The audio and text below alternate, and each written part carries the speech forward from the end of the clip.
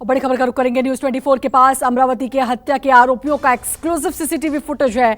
अमरावती में हत्या के आरोपियों का सीसीटीवी सामने आया। हत्या कर फरार हो रहे आरोपियों का सीसीटीवी फुटेज न्यूज 24 के पास है और हत्या कर जब फरार हो रहे थे आरोपी उसका सीसीटीवी है। दो बाइक से हत्या के आरोपी आए। न्यूज 24 पर हत्या के आरोपियों का एक्सक्लूसिव सीसीटीवी फुटेज इस समय मौजूद है। कुछ ही देर में आपको वो सीसीटीवी फुटेज भी दिखाएंगे। अमरावती में हत्या के आरोपियों का सीसीटीवी फुटेज सामने आया है। हत्या कर फरार हो रहे थे आरोपी। दो बाइक से ये हत्या के आरोपी आए थे और हत्या करके फरार हो रहे थे। उस समय का ये CCTV footage, exclusive CCTV footage news 24 के पास है। बड़ी खबर इस वक्त की आपको बता रहे हैं। अमरावती में जो हत्या हुई और अब उसका जो सीसीटीवी फुटेज है वो न्यूज 24 के पास है। हत्या करके आरोपी फरार हो रहे थे। दो बाइक से ये हत्या के आरोपी आए थे। माना जा रहा है जिस तरह से उदयपुर में कन्हैया लाल की हत्या की गई उसी तर्ज पर यह हत्या भी की गई और अब अमरावती का वो सीसीटीवी फुटेज भी हमारे पास यानी कि न्यूज 24 के पास है। तो सीसीटीवी भी आपको दिखाएंगे। तस्वीरें आप देख सकते हैं। ये तस्वीर भी आप देख सकते हैं और सीसीटीवी फुटेज भी आपको दिखाएंगे। तो अमरावती में हत्या के आरोपियों का सीसीटीवी फुटेज सामने आया है। जिस तरीके से उदयपुर में कन्हैया लाल की हत्या की गई उसी तर्ज पर उमेश कोल्हे की तस्वीर आप अपने स्क्रीन पर देख सकते हैं। और अब जांच के लिए यहाँ भी एनआईए पहुंच चुकी है। सभी जानते हैं उदयपुर में भी एनआईए की जांच जारी है और अब जांच के लिए यहाँ भी एनआईए पहुंची है। उमेश कोल्हे की हत्या की गई है। जिस तरीके से उदयपुर में हत्या की गई ठीक उसी तरीके से अमरावती में भी हत्या की गई है और अब उसका सीसीटीवी फुटेज भी आपको थोड़ी देर में दिखाएंगे। गृह मंत्री अमित शाह ने एनआईए की जांच के आदेश दे दिया और अब इसके बाद जांच के लिए एनआईए पहुंच चुकी है। संजय राउत का बयान भी इसको लेकर सामने आया कि इस पर जांच होनी चाहिए। उदयपुर जैसा हत्याकांड अमरावती में भी देखने को मिला। सीसीटीवी फुटेज भी एक सामने आया है और इस सीसीटीवी फुटेज में साफ देखा जा सकता है कि जो हत्यारे हैं वो फरार हो रहे हैं। दो बाइक से आए थे ये हत्यारे।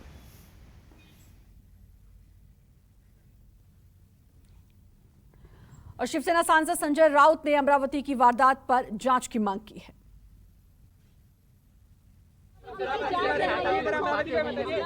अमरावती एनआईए को सौंप दी गई है। अमरावती में उदयपुर जैसा घटना को अंजाम दिया गया है, क्या कहेंगे उसको लेकर? जांच होनी चाहिए।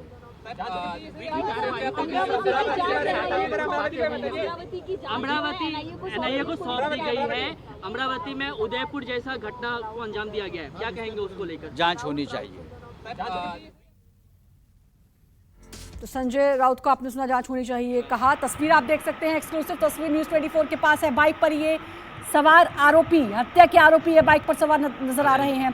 हत्या करने के बाद वहां से ये फरार हो रहे हैं। उस समय का सीसीटीवी फुटेज है। तस्वीरें आप देख सकते हैं। दो बाइक्स और नीली रंग की शर्ट में पीछे एक हत्या का आरोपी बैठा हुआ दिखाई देगा आपको। दो बाइक वहां से गुजरी है और ये दूसरी बाइक गुजरी और इन दोनों बाइक में हत्या के आरोपी मौजूद थे। ये सीसीटीवी फुटेज सामने आया है। एक्सक्लूसिव तस्वीर आप देख सकते हैं। हत्या की गई उदयपुर में जैसा हत्याकांड हुआ वैसा ही कुछ हत्याकांड अमरावती में भी हुआ है और तस्वीर आप देख सकते हैं कि हत्या करने के बाद ये दो बाइक, क्योंकि दो बाइक पे सवार होकर ये आरोपी आए थे और ये दो बाइक जिस पर आरोपी सवार होकर वहां से फरार हो रहे थे। ये उस वक्त की तस्वीर है। ये सीसीटीवी फुटेज अब इस पूरे मामले में सामने आया है। अब देखना ये होगा कि इस सीसीटीवी फुटेज के बाद पुलिस और क्या कुछ करती है। हालांकि आपको बता दें कि गृह मंत्री अमित शाह ने एनआईए को जांच के आदेश दे दिए हैं और एनआईए भी वहां पहुंच गए। दीपक दुबे मेरे सहयोगी मेरे साथ जुड़ चुके हैं। दीपक, अब एक सीसीटीवी फुटेज भी सामने आया है और इस पूरे मामले में क्या कुछ अपडेट?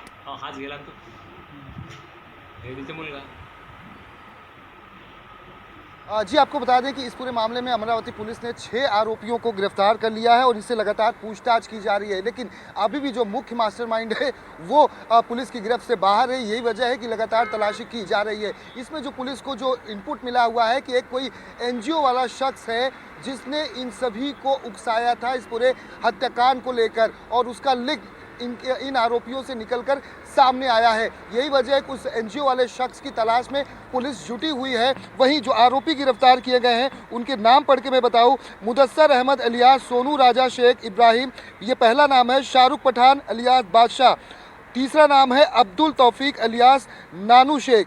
चौथा आरोपी है शुएब खान इलियास बुरिया साबिर खान और पांचवा नाम है आतिफ राशिद अली राशिद, डॉक्टर यूसुफ खान, बहादुर खान। ये 6 आरोपियों को गिरफ्तार किया गया है इस पूरे मामले में, जहां पर ये डॉक्टर ये जो कोले हैं मेडिकल स्टोर चलाते थे। यहाँ पर जो पुलिस से जानकारी मिली है कि एक विशेष समुदाय से जुड़े हुए लोग बड़ी संख्या में इनके कस्टमर थे और उन्हीं में से जो आरोपी गिरफ्तार हुए हैं जो इस हत्याकांड में शामिल थे, उन्हीं में से एक कस्टमर था और वो वहां पर जाकर पूरी रेकी को उसने अंजाम दिया था। और उसके बाद जब 21 तारीख को रात को ये निकले अपने घर के लिए मेडिकल स्टोर बंद करके, रात को तकरीबन 10 से 10:30 बजे के करीब में, तब ये जो CCTV न्यूज़ 24 के पास मौजूद है इसमें साफ तौर पर दिखाई दे रहा है कि उमेश कोले अपनी स्कूटी से आगे की तरफ बढ़ रहे हैं। पहले CCTV जो न्यूज़ 24 के पास है और दूसरे और उनके पीछे 2 आरोपी स्कूटी से उनका पीछा करते हुए जा रहे हैं। उसके बाद आगे जब हत्याकांड को अंजाम दिया जाता है, ये आरोपी शख्स भागते हुए दूसरे CCTV फुटेज में साफ तौर पर दिखाई पड़ रहा है। इस पूरे मामले में अमरावती की जो पुलिस कमिश्नर है आरती सिंह, उनके सस्पेंशन को लेकर अमरावती की सांसद निर्दलीय नवनीत राणा ने भी पुलिस को खत लिखा हुआ है, गृह मंत्री को खत लिखा हुआ है इस पूरे मामले में और कड़ी कार्रवाई करने की मांग की गई है कि कहीं ना कहीं अमरावती की सुरक्षा पुलिस कमिश्नर नहीं कर पाई, वहां पर लॉ एंड ऑर्डर की सिचुएशन बिगड़ी। और इस पूरे मामले में पुलिस ने अभी कुछ समय पहले जो इंटरव्यू दिया है, जो न्यूज़ 24 से बात करके बताया हुआ है, उसमें कहा है कि नुपुर शर्मा के मामले में जिस तरह से उन्होंने उनके समर्थन में पोस्ट डाले थे सोशल मीडिया पर, उसी से कहीं ना कहीं आहत होकर या उसी को टारगेट कर इस पूरे हत्याकांड को उमेश कोले को मारा गया है। अभी तक मुख्य मास्टरमाइंड इस पूरे मामले में फरार है। पुलिस के पास CCTV मौजूद है। कॉल डिटेल की जो पुलिस है वो खंगाल रही है। उस NGO की तलाश उस शख्स की जुटी हुई है जिसने इन सभी जो आरोपी उनके संपर्क में था।